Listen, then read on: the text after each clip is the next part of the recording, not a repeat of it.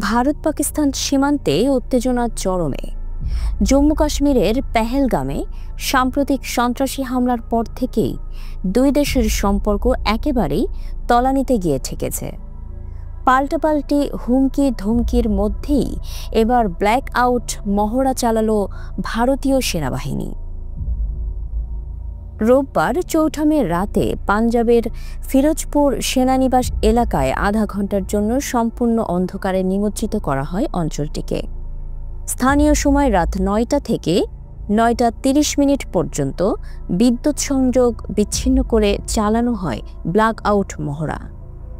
ভারতীয় সংবাদ মাধ্যম ইন্ডিয়া টুডে জানায়, মহড়াটি ছিল সম্পূর্ণ পূর্ব পরিকল্পিত। মহড়ার জন্য পাঞ্জাব স্টেট পাওয়ার কর্পোরেশন লিমিটেডকে নির্ধারিত সময়ে বিদ্যুৎ বিচ্ছিন্ন রাখার অনুরোধ জানায় সেনা কর্তৃপক্ষ। জেলা প্রশাসন ও স্টেশন সদর দপ্তরের সমন্বয়ে ব্ল্যাকআউট সফলভাবে সম্পন্ন হয়। মহড়ার আগে ফিরোজপুর শহরে ঘুরে ঘুরে ঘোষণা দেওয়া হয় এর পরিকল্পনা সম্পর্কে। ক্যান্টনমেন্ট বোর্ডের এক নির্দেশনায় বলা হয়, যুদ্ধ পরিস্থিতিতে অন্ধকার পরিবেশে সক্রিয়তা কেমন হবে তা যাচাই করতেই এই মহড়ার আয়োজন। স্থানীয় প্রশাসনকে অনুরোধ জানানো হয়েছে নিরাপত্তা নিশ্চিত করতে।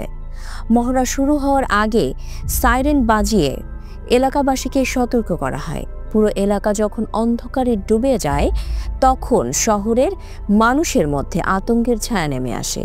পুরনো যুদ্ধের স্মৃতি যেন ফিরে আসে অনেকের মনে।